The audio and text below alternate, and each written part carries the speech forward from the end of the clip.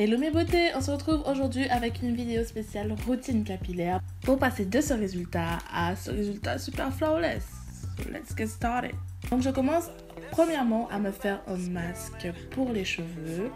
Donc c'est super important parce que vous avez vu comment mes cheveux ils étaient super secs. Pour réaliser donc ce masque, je vais utiliser du gel de lin. Qui est mon masque hydratant préféré, dans lequel je vais rajouter du conditionneur et un peu d'huile d'avocat. Je vais mélanger le tout et je vais donc obtenir un masque assez compact, liquide, sous forme de gel que je vais appliquer sur l'ensemble de mes cheveux. Donc vous voyez donc les trois phases, l'huile, le gel de lin et le donc je commence par faire quelques sections sur ma tête. Mes cheveux étaient vraiment très emmêlés, donc je me suis vraiment pas tracassée. Donc j'applique vraiment mon masque au gel de lin au niveau des racines, au niveau des longueurs et beaucoup au niveau des pointes afin de combler en fait la sécheresse des cheveux. Donc mes cheveux étaient préalablement twist out depuis 2-3 semaines, donc je vous dis pas la catastrophe au niveau des racines.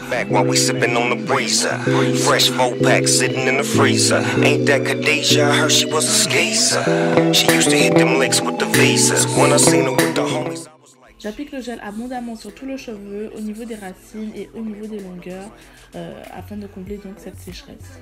Et je fais ceci sur l'ensemble de ma tête.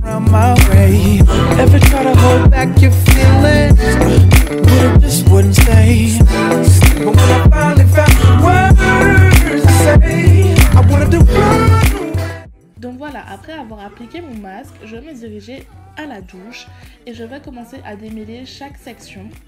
Avant chaque shampoing, je démêle mes cheveux car j'ai remarqué que mes cheveux étaient beaucoup moins emmêlés après le shampoing et beaucoup plus facile à démêler lors de l'étape de l'après-shampoing.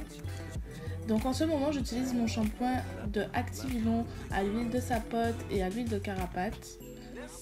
Donc je tiens à préciser que je fais un seul shampoing, j'en fais pas deux car deux shampoings ça agresse le cheveu. Donc j'insiste vraiment beaucoup au niveau des racines. Je n'utilise pas mes ongles, j'utilise le bout de mes doigts, disons. Voilà, on met pas les ongles au niveau du crâne pour pas agresser le follicule du cheveu. Et comme après shampoing, je réutilise encore mon gel de lin avec un peu d'huile et un conditionneur préféré car mes cheveux ils adorent le gel de lin.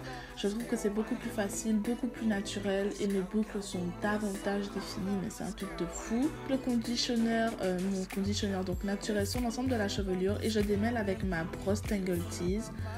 Donc vous avez vu comment en fait les cheveux sont beaucoup plus faciles à démêler que si en fait j'avais attendu de démêler mes cheveux en dernier lieu.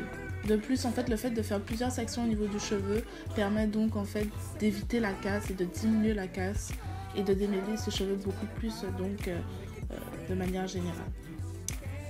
Donc l'étape shampoing terminée, je vais utiliser mon leave-in conditioner donc pour réaliser donc ma coiffure du quotidien, pour pouvoir hydrater mes cheveux et pour pouvoir créer mon wash and go.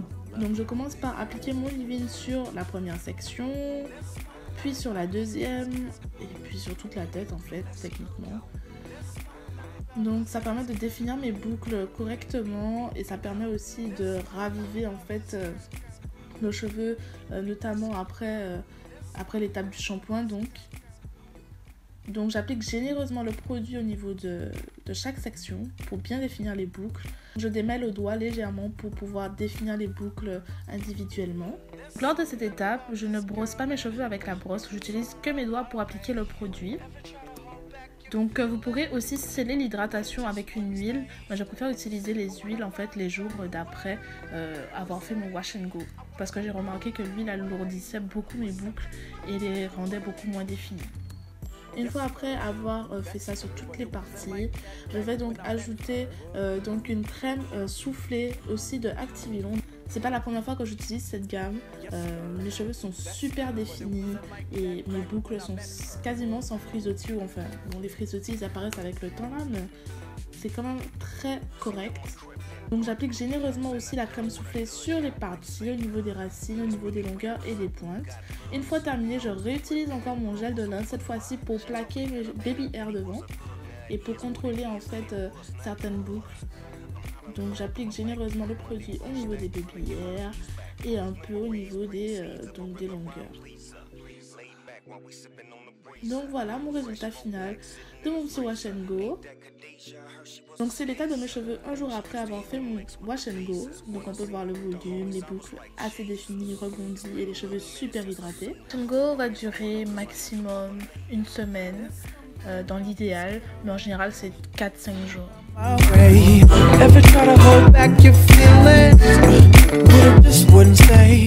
Ça c'est l'état de mes cheveux 4 jours après mon wash and go. Donc les boucles restent quand même assez définies très longtemps et le volume est au rendez-vous. Donc j'espère que cette vidéo vous a plu.